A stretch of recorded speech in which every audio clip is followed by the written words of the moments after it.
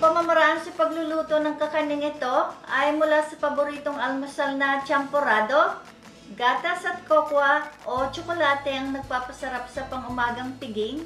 Sa ilang masusing pagsubok, nagawa natin ng tama ang reseping ito, isang kakaning biko na may panlasang champorado. Dati, sa almusal lamang natin ito inihahanda. Ngayon ay maaari na rin itong panghapon o panggabing merienda o panghimagas. Ang mga sangkap natin gagamitin sa pagluluto: malagkit na bigas, tableya o kokwa, gata ng niyog, gatas na malapot, at asukal na puti. Simulan natin ang pagsasaing ng malagkit na bigas. Lagyan ng tubig at hugasan. Maaaring lutuin ng bigas sa rice cooker o malalim na lutuan.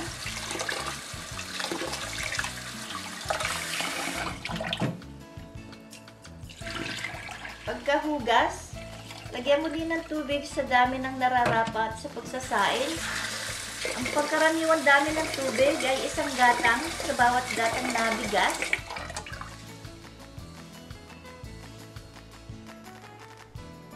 Takpan at isakalan sa apoy. Maglagay naman tayo ng gata sa isang malalim na lutuan. Ihulog ang mga tableya o pulbos na kokwa para sa champorado. Haluin ito habang nakasalan sa katamtamang init ng apoy hanggang sa kumulo at matunaw ang mga tableya bago ibuhos ang asukal na puti. Patuloy na paghalo ang ating gagawin hanggang sa lumapot o magkaramel ang tinimplahang gata.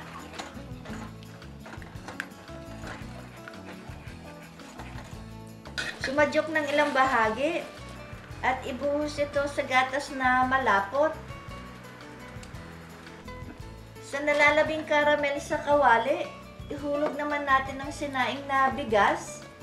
Isa ito sa pamamaraan ng pagbibiko, kung saan inilalamas ang bigas sa karamel bago ihurno upang maging makunat ang resulta. Matapos mailagay lahat ang sinaing, panay na paghalo ang ating gagawin hanggang sa pantay na maghalo ang bigas at karamel. Ang dami ng tsokolate o kokwa ay naaayon pa rin sa ating nais o panlasa. Iwasan lang sumobra ang dami dahil maaaring pumait ang ating biko.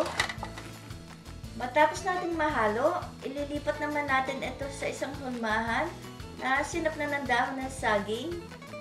Kung nais ng mas makunat, gawin lamang itong manipis. 1 pulgada ang pinakamanipis na kapal at maaaring lamisan na lamang ang ilalim ng hulmahan ng lamis ng niyog kung walang makitang dahon ng saging.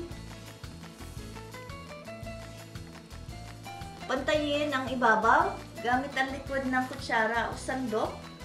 Plastic o dahon ng saging ay ang ilan na maaari natin gamitin. Diinan na kaunti upang masiksik ang ating biko.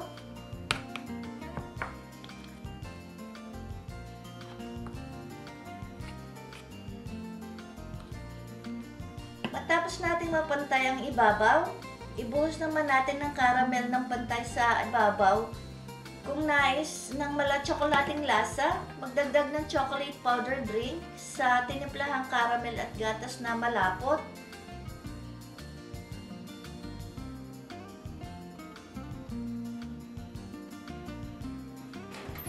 Isalang sa pinainit na pugon sa antas na 350 Fahrenheit sa tagal na 20 minuto o hanggang sa maluto ang caramel o magluto ang kulay.